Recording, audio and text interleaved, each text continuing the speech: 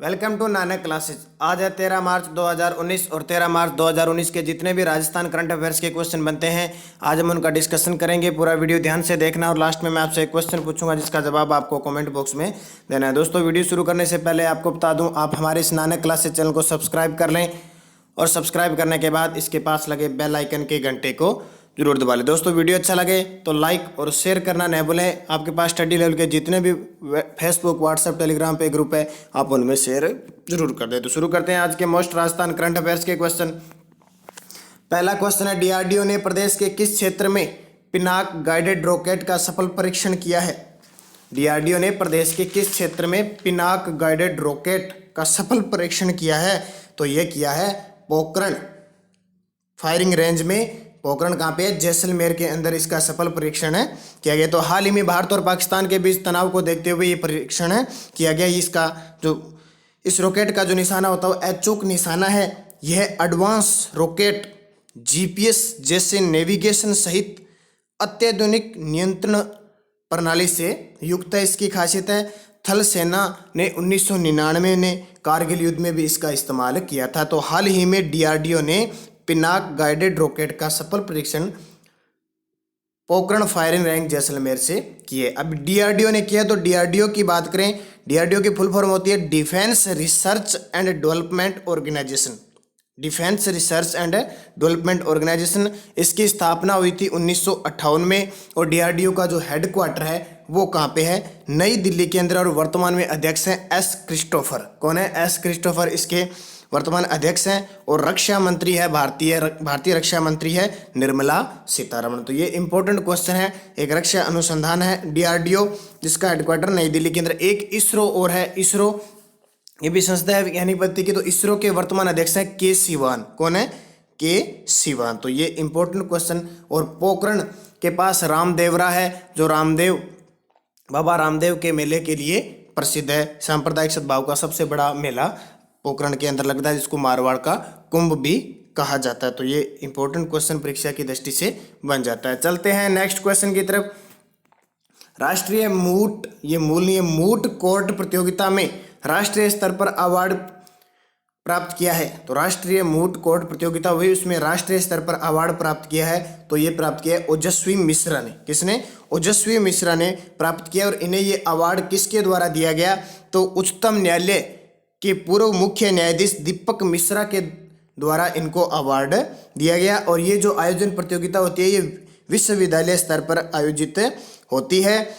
इसमें क्या है? प्रतिष्ठित एनएलयू दिल्ली राष्ट्रीय मूट कोर्ट प्रतियोगिता में ओजस्वी की टीम ने प्रथम स्थान प्राप्त किया। और इसका आयोजन कौन करवाता है?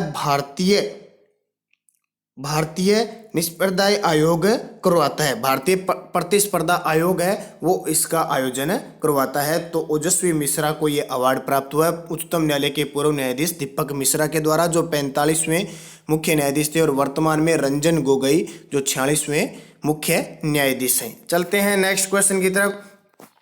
नेपाल की सूर्या एयरलाइंस को प्रदेश में किसके द्वारा खरीदा गया है? नेपाल की जो सूर्या एयरलाइंस है उसको प्रदेश में किसके द्वारा खरीदा गया है? तो ये खरीदा गया है विकास माल्लू के द्वारा। किसके द्वारा? विकास माल्लू के द्वारा इसे खरीदा गया है।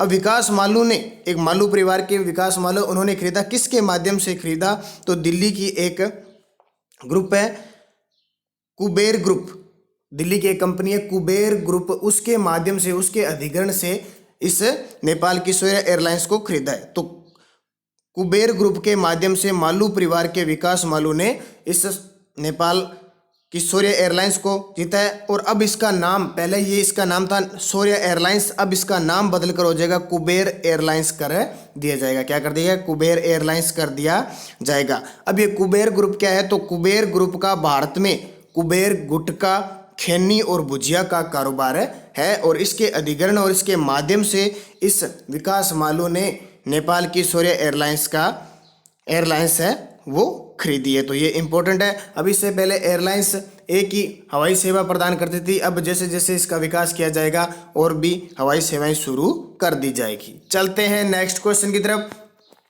जगदीश पारिक को राष्ट्रपति रामनाथ कोविंद द्वारा कौन सा पुरस्कार प्राप्त हुआ है? तो तो जगदीश पारिक को रामनाथ जी कोविंद के द्वारा पद्मश्री अवार्ड प्राप्त हुआ है। पहले भी मैंने इसकी चर्चा करी थी। राजस्थान के 2 व्यक्तियों को अब की बार पद्मश्री अवार्ड दिया गया। तो वो कौन से थे? एक तो जगदीश पारिक और दूसरे थे हुक्मचंद पाटीदार। तो जगदीश पारिक को अजीतनगर सीकर के हैं, ये अजीतगढ़ सीकर के हैं और इन्हें जैविक खेती के प्रोत्साहन के लिए ये अवार्ड प्राप्त हुआ।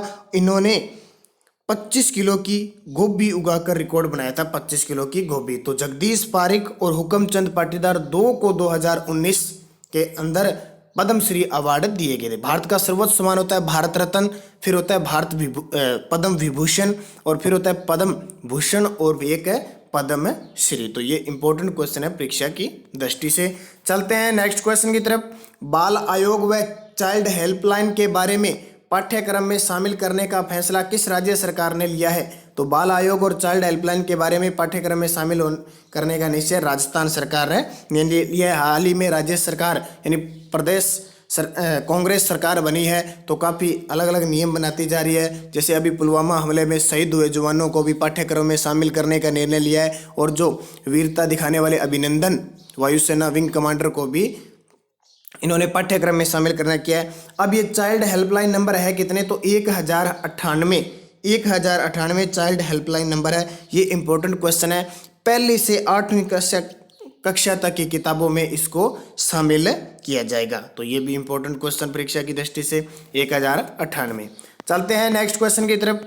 भारत में पहली बार राष्ट्रीय शूटिंग बाल प्रतियोगिता का आयोजन कहाँ किया गया? तो भारत में पहली बार राष्ट्रीय शूटिंग बाल प्रतियोगिता का आयोजन किया गया झालावाड़ के अंदर। और झालावाड़ के अंदर कहाँ पे? भवानी मंडी के अंदर। कहाँ पे? भवानी मंडी के अंदर किया गया। तो ये भी इंपॉर्टेंट है। झालावाड़ की बात करें तो राजस्थान में सर्वाधिक वर्षा वाला जिला है झालावाड़ और राजस्थान का नागपुर इसको झालावाड़ को कहते हैं क्योंकि यहाँ पे सर्वाधिक संतरे उत्पादित किए जाते हैं। ये भी झालावाड़ और झालावाड़ के अंदर स्थान है झालरापाटन विधानसभा क्षेत्र से पूर्व मुख्यमंत्री वसुंधरा राजे का विधानसभा निर्वाचन क्षेत्र है। ये भी इंपॉर्टेंट क्वेश्चन है झालावाड़ की दृष्टि से और हाड़ौती क्षेत्र में झालावाड़ आता है। चलते हैं नेक्स्ट क्वेश्चन की तरफ।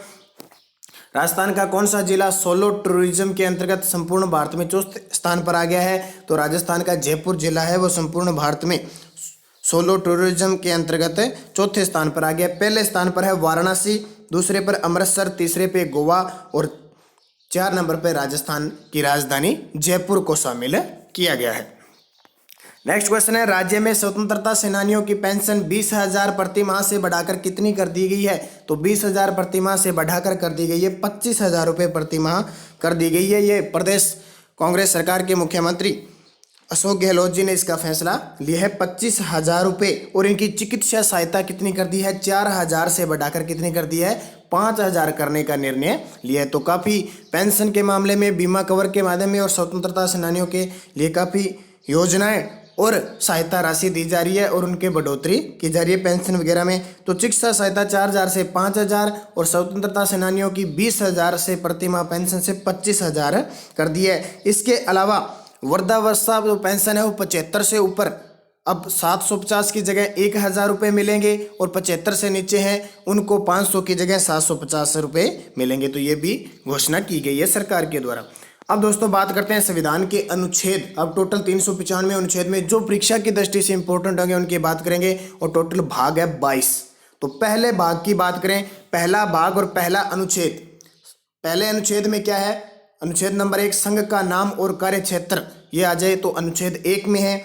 अनुच्छेद 2 क्या कहता है? नए राज्यों का प्रवेश या स्थापना, नए राज्यों का प्रवेश करना या स्थापना अनुच्छेद 2 में है। अनुच्छेद 3 है नए राज्यों का निर्माण, वर्तमान राज्यों के क्षेत्रों की सीमाओं के नामों का परिवर्तन हो तो अनुच्छेद 3 के अंदर है। और अनुच्छेद 4 क्या कहता है? पहली तथा चौथी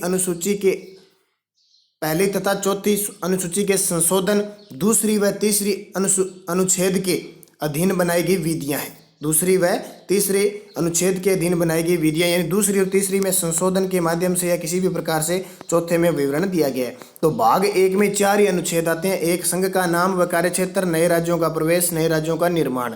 तो ये इंपॉर्टेंट है। सारे अनुच्छेद जो परीक्षा की दृष्टि से इंपॉर्टेंट होंगे उनका डिस्कशन करेंगे। अब 3-4 क्वेश्चन राजस्थान के इतिहास के बारे में देख लेते हैं। फारसी इतिहासकारों ने हसमत वाला राजा किसे कहा है? तो राव मालदेव को कहा है जो मारवाड़ के शासक थे। राव मालदेव 1531 से लेकर 1562 तक इन्होंने राज किया था। और शेरशाह सूरी उसके साथ इनके युद्ध भी हुए थे, अकबर और शेरशाह के साथ। नेक्स्ट है रावचंद्र सेन और अकबर के बीच भेंट कहाँ हुई थी? तो नागौर में हुई थी 1570 में, लेकिन रावचंद्र सेन ने अकबर की अधीनता स्वीकार नहीं की थी। रावचंद्र सेन कौन थे? मालदेव जो थे मारवाड़ के शासक, उनके पुत्र थे। नेक्स्ट है शेरशाह सूरी और मालदेव के बीच युद्ध कहाँ हुआ था? तो जेतारण या इसको कह सकते हैं गिरी सुमेल का युद्ध हुआ था 1544 ईस्वी में, जिसमें शेरशाह सूरी जीत गया था और मालदेव हार गया था। शेरशाह सूरी ने इस युद्ध में कहा था, एक बात कही थी कि मैं मुट्ठी भर बाजरे के लिए हिंदुस्तान की बादशाह खो देता। तो यहाँ पे ये शेरशाह सूरी दिल्ली का शासक था उस समय। नेक्स्ट है अकबर ने मिर्जा राजा की उपाधि किस राजपूत राजा को प्रदान की थी? तो आमेर का राजा कछवाहा वंश का था राजा मान सिंह, उन्हें मिर्जा राजा की उपाधि और फरजंद की उपाधि थी। अकबर के नवरत्नों में राजपूत एक राजा मान सिंह थे और राजपूत एक ऐसा ये नवरत्न थे जिन्हें सबसे ज़्यादा मनसब प्राप्त हुआ था। अब दोस्तों पिछले वीडियो में मैंने आपसे एक क्वेश्चन पूछा था जिसका जवाब आपको कमेंट बॉक्स में देना था। निर्वाचन आयोग द्वारा जारी लोकसभा चुनाव प्रदेश में कितने चरणों में संपन्न होंगे? तो 2 चरणों में संपन्न होंगे। कितने चरणों में होंगे? 2 चरणों में संपन्न होंगे। एक बार लोकसभा में 13 सीटों पे और दूसरी बार 12 सीटों में। 29 अप्रैल को 13 सीटों पे और 6 मई को 12 सीटों में। यानी लोकसभा के जो चरण है वो 7 चरणों में होंगे, जिसमें चौथे चरण में होगा और 5वें चरण में राजस्थान में चुनाव होंगे। तो लोकसभा चुनाव 7 चरणों में होंगे, 11 अप्रैल से 19 मई तक चलेंगे। अब लोकसभा केंद्र में मुख्य चुनाव आयुक्त है सुनील अरोड़ा और राज्य के अंदर है ओम प्रकाश मेहरा और राज्य के अंदर चुनाव अधिकारी है आनंद कुमार। तो ये इंपॉर्टेंट क्वेश्चन है परीक्षा की दृष्टि से। अब दोस्तों वीडियो के लास्ट में मैं आपसे एक क्वेश्चन पूछता हूं जिसका जवाब आपको कमेंट बॉक्स में देना है। नई दिल्ली में शान ए हिंदुस्तान अवार्ड से किसे सम्मानित किया गया? नई दिल्ली में शान ए हिंदुस्तान से किसे सम्मानित किया गया? दीपिका कुमारी, मंजू भार्गव, सुषमा के और इनमें से कोई नहीं। तो सही जवाब आपको कमेंट बॉक्स में देना है। दोस्तों ये थे आज के most Rajasthan current affairs. Video अच्छा लगे तो लाइक और शेयर करना ना भूलें। अगर आप चैनल पे नए हैं तो इसको सब्सक्राइब कर दें और सब्सक्राइब करने के बाद इसके पास लगे बेल आइकन के घंटे को जरूर दबा लें। तो धन्यवाद दोस्तों। जय हिंद, जय भारत, जय राजस्थान।